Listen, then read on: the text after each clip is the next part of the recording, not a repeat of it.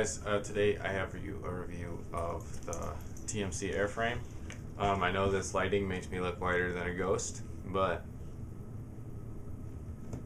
I don't really care because the framing's pretty nice.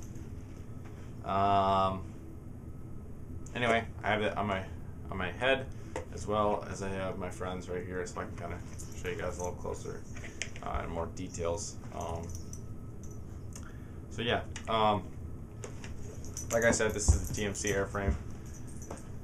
My dog's trying to catch her tail right now. Hopefully that's not too bothersome because I can't be bothered to stop her. Anyway, TMC airframe. The one on my head and the one right here, they actually originally came in Cryptek Highlander, hydro dipped. I was actually really surprised at the hydro dipping when I got it. This is the first TMC product I've ever owned. Generally, TMC is for like the kits where you're really on a budget, but for kind of your more experienced mill simmer, I guess, they're kind of like the plague.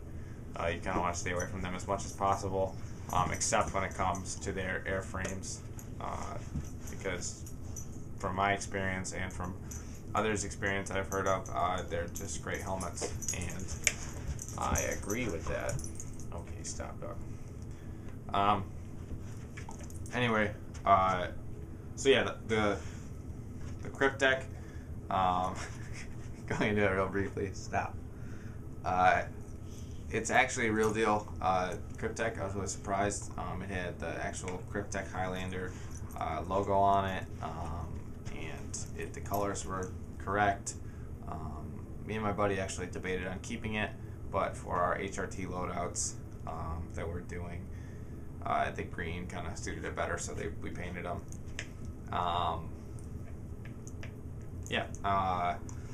Getting onto the actual helmet, the inside, or what you're getting in the package, you have obviously the airframe, the rails, which come standard on it, and the padding and the harness system. So that's what you're getting when you order this. The night vision shroud is not included. This is just kind of a plastic one that me and my buddy ordered just because they were cheap and we wanted to kind of complete the look of the helmet.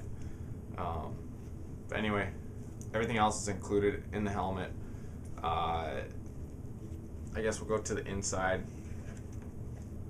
The helmet, the padding, I've heard a lot of guys say that the padding is absolute crap and that you should instantly replace it with kind of Team Wendy pads or other kind of real steel helmet pads. And yeah, I can see where they're coming from, but personally for me, airsoft purposes, these pads are going to do me just fine for the amount I actually play and whatnot. I'll take one out for you. So yeah, there's little not plastic. They're little, just kind of your standard foam covered in this black kind of nylon material, I guess. And you know, they're not the most comfortable, but they're not uncomfortable. So yeah, more about the pads. They're connected to the helmet via kind of black Velcro pieces. They're glued into the helmet, but I've actually, in removing some pads, it has torn the Velcro piece from the helmet itself. So you might want to check if there's any loose ones in there and then glue it in yourself if you want. Anyway, I don't know if you can see this, but on the inside of this one and on the one I'm wearing, there's only 4 pads in here. Me and my buddy, we found that was the most comfortable for us, and so that's how we're running it. We're also doing that for sizing reasons, which I'll get into in a little bit. But standard on the helmet, it would come with 3 front pads, 3 back pads, and then a kind of your crown pad, I think it's called, or kind of the top pad. But again, you can take those out at your leisure, depending on how the helmet fits, or if you're running, say, a headset that it doesn't have adapters and has kind of your headband system. I'm gonna let the dog out and I'll be right back. Alright, so I'm back. Moving on to the rails. The TMC rails, they're all right. There's definitely some kind of plastic seam lines. They're a little flimsy feeling or chintzy feeling. They're not bad, but they're not good.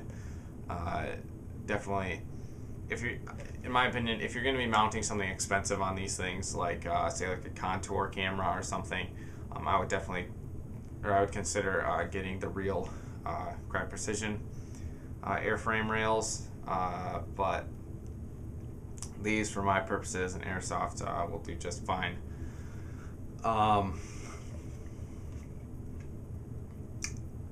Yeah, that's pretty much it about the rails. I guess I can talk about the helmet or contact adapters. As you can see on my helmet, I have these contact adapters. If you're going to be running a headset, I would highly recommend them. Without them, the headset was really uncomfortable when I was running the band through the actual helmet. It was alright for a little bit, but after a while you could definitely start to feel the helmet kind of squeezing the band into your head. So it wasn't the most comfortable, but not terrible. But with these adapters, there's no pain at all. I can wear this all day long. So yeah, I'd highly recommend them. It's kind of just a little side tangent. The overall shell of the airframe, it's fairly thick. I was really surprised when I got it, being this my first TMC product. There's a lot of people that say there's some replica helmets that have kind of thin shells, and they've broken or something. But you know, with the few replica airsoft helmets that I've owned a few Mitches or MICHs, whatever you want to call them. I've never owned one that had kind of a thinner shell, so you know, maybe it's just my luck, my experience, but I'm all for kind of the replica helmet. Anyway, I should have mentioned this earlier, but the design of the airframe, of the real steel Crye airframe, it has this slot in the middle, or it's a two-piece design. It has the kind of the front piece and the back piece, and then this slot here. And this slot is kind of similar to the name. It's for airflow.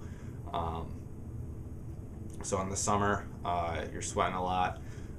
The heat radiating off your head is going to kind of escape through this crack here, and that will keep your head cooler, unlike your other helmet designs where it might be a solid single piece where it's going to trap heat, make your head warm, and due to that, there's a better chance of your goggles fogging.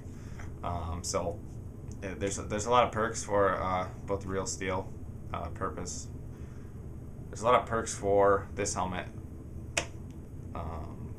in regards to the real steel purpose and in airsoft. So yeah, that's pretty cool. As well as on the real steel, this kind of two-piece design is supposedly better ballistic protection, just kind of the way it would absorb an impact or something. But you know, I'm not in the research team, so I'm just taking someone else's word for that. Anyway, the harness piece, it's nice. I've never owned kind of a real H-nape or other kind of real steel helmet harnesses, so I can't really compare in that aspect or that regard. But you know, for the amount of time that I've been wearing this, I wore it kind of all day at a CQB game yesterday, and I had no problems with comfort. I could wear this the whole day long and not have any issues. Quality-wise, the buckles and everything, they seem sturdy to me. They're not bad, not great, or they're not great, but not the worst. The nylon, again, seems like good quality. This back piece that would go against the back of your head, it's a kind of a fake leather, so that's somewhat nice. And then same with this chin piece. The one I'm wearing, the harness is as loose as it can possibly go right now, and if I was to put it on my chin, it's a little tight kind of on this front strap. This bottom strap is actually kind of loose, but it's a little tight. It's wearable, but I can see it. I can see a little discomfort if you were to wear this for a long period of time. Right now it's kind of pulling my jaw back. So I actually just wear it like this, and it's fine. So depending on how you want to wear it, how big your head is, you might have a little bit of issue with that. But, you know, whatever. It is airsoft, so take that as you will. I'm trying to see what else there is to this. Sizing. I can't give you kind of a end-all, like sizing reference, but I have a fairly large head. It's not huge, but it's not small, and this fits me fairly well. Like I said, I did have to take some pads out. That was both for sizing reasons and for comfort.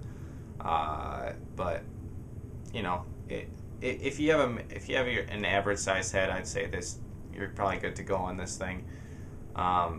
This TMC is sized after the real Crye airframe in the medium size. So on Crye's website, there might be kind of a sizing chart there, if that might help you or not. Or that might help you. But yeah, overall, I really like the helmet. I really recommend it if you're looking for a helmet. If you're going for an impression, obviously this is a choice based on your impression, or depending on your impression. Or if you're just kind of looking for a helmet, just kind of enhance your kit a little bit. You want to look cooler, whatever. I would recommend this helmet, definitely. For the price, you really can't beat it. It's good quality, and there's lots of customizable options out there for you. So if you have any questions, comments, feel free to post them. If you haven't checked me out on Facebook, go ahead and do that. I'm actually on Instagram right now, or now I'm on Instagram as well. You can find me at Crvona_videos. And there's someone here.